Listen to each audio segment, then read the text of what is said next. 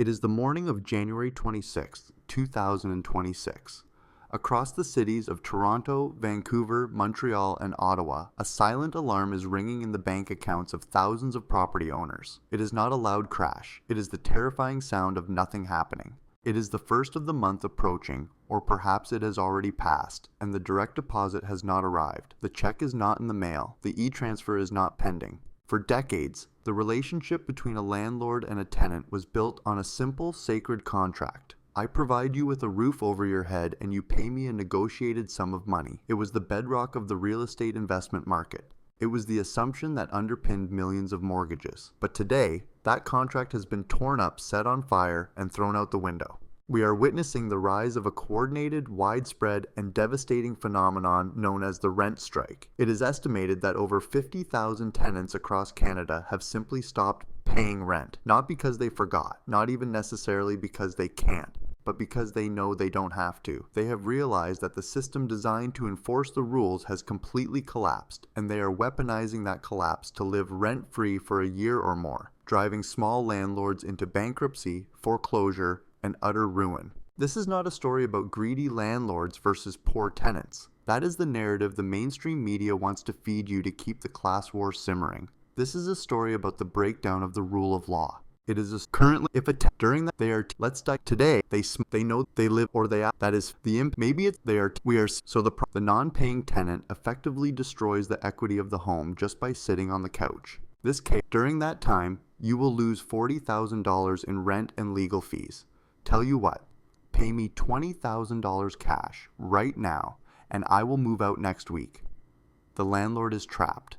If they say no, they lose $40,000. If they say yes, they lose $20,000, but they get the property back. It is a hostage situation and the tenant is holding the property hostage, and thousands of desperate landlords are paying the ransom. They are draining their savings, taking out lines of credit just to pay a criminal to leave their own house. This encourages the behavior. Why work for a living when you can move into a house, hold it hostage, and get a $20,000 payout every year? It is a perverse incentive structure created by a government that refuses to fix the tribunal system. We are also seeing the breakdown of social cohesion. The anger is boiling over. Landlords are starting to take matters into their own hands. We are seeing reports of vigilante evictions.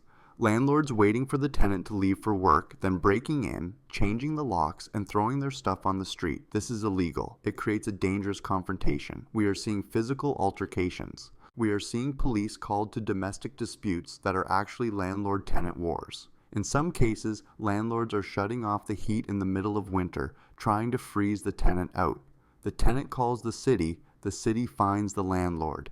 It is a descent into anarchy. It is a Lord of the Flies scenario in the suburbs. The state has abdicated its responsibility to enforce contracts, so people are returning to the law of the jungle. The political dimension of this is toxic. The rent strike movement is being fueled by online ideologies that view housing as a human right that should be free. There are forums and Discord servers where tenants encourage each other to stop paying as a form of protest against capitalism. They argue that landlords are parasites. They rationalize the theft by saying, the landlord is rich, they can afford it. They don't see the teacher or the immigrant family, they just see an oppressor. This radicalization is dangerous because it provides a moral shield for immoral behavior. It convinces the tenant that they are not a thief. They are a revolutionary. And on the other side, landlords are becoming radicalized too. They are forming groups, sharing blacklists of bad tenants, which is also legally gray, and refusing to rent to anyone who doesn't have a perfect profile. They are demanding 6 months of rent up front, which is illegal, but they do it anyway because they are terrified. The consequences for the rental market supply are catastrophic. If you are watching this and thinking, I have a basement suite I could rent out to help with my mortgage, stop. Look at what is happening. Why would you take the risk? Why would you let a stranger into your home knowing that if things go wrong, the government will protect them and punish you? The result is that thousands of potential rental units are being withdrawn from the market. Landlords are selling, or they are leaving units empty, or they are turning them into Airbnbs because short-term guests don't have tenancy rights. This shrinks the long-term rental supply, which drives market rents even higher for the good tenants who actually pay. It is a vicious cycle. The actions of the rent strikers are making housing more expensive and less accessible for everyone else. They are burning down the village to warm their hands. Let's talk about the LTB paralysis in more detail. Why is it broken? It is a feature, not a bug, of the current government's incompetence. They failed to appoint enough adjudicators. They failed to digitize the system effectively. And fundamentally, the laws are written to be overwhelmingly pro-tenant. In Ontario, if a tenant raises any maintenance issue during a non-payment hearing, the eviction can be paused. So professional tenants break things on purpose. They break a doorknob, they clog a toilet, and then they claim the landlord is a slumlord who refuses to fix it. They use this fabrication to delay the eviction for months. The adjudicators, often fearing appeals, allow these tactics to work. The burden of proof is always on the landlord. The tenant is presumed innocent until proven guilty, even when the bank statement shows zero rent paid for a year. It is a kangaroo court where the outcome is decided by who can manipulate the bureaucracy better.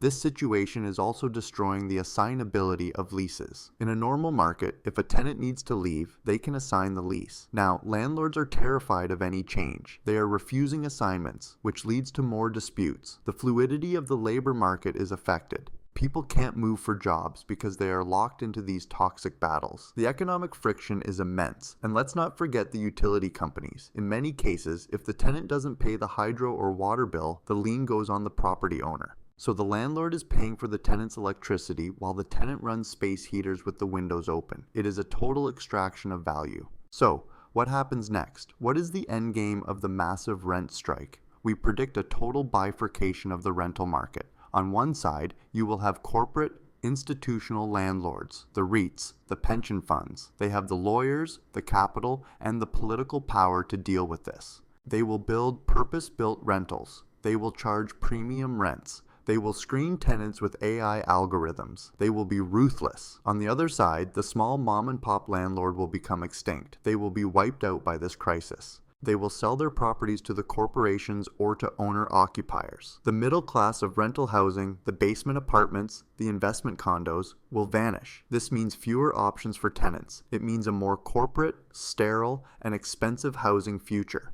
The irony is that the rent strikers who hate corporate landlords are actually paving the way for a corporate monopoly on housing. If you are a landlord currently facing a non-paying tenant, you are in a war zone. You need to understand that the system is not coming to save you. You need to be strategic. You need to document everything, every text, every email. You need to serve the N4 notices perfectly, without a single typo, because a typo will get your case thrown out after waiting a year.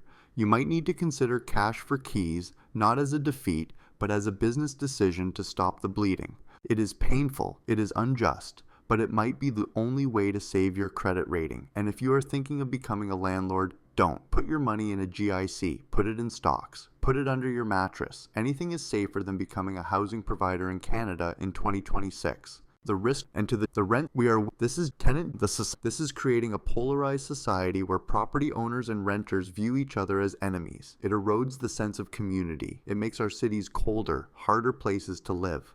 And when the economy worsens, as we predicted in our video about the business collapse, this tension will turn into open conflict. When unemployment hits 10%, the rent strike won't just be 50,000 people. It could be 500,000. And then, the banking system itself is at risk.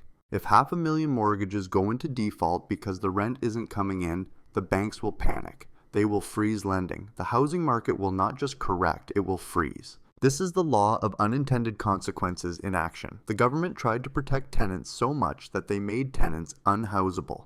They tried to make housing affordable by controlling rent increases, but they made it unavailable by driving away investors. They created a monster. And now that monster is eating the economy. If you are a landlord, brace for impact. Review your portfolio. If you have a tenant who is shaky, try to communicate now. If you have a vacant unit, think twice before filling it. Maybe it's better to leave it empty than to invite a vampire in. If you are a tenant, hold on to your good relationship with your landlord if you have one. In a world of chaos, a good reference will be worth its weight in gold. The rent strike of 2026 will go down in history as the moment the Canadian housing market lost its mind. It is the final stage of the bubble bursting, not with a bang, but with a refusal to pay. The silence of the bank accounts is the loudest warning signal we have ever heard. Subscribe to Canada Property Watch. We will continue to cover the stories from the front lines of the landlord-tenant war. We will bring you the legal updates, the horror stories, and the survival strategies. The system is broken. You need to know how to navigate the wreckage.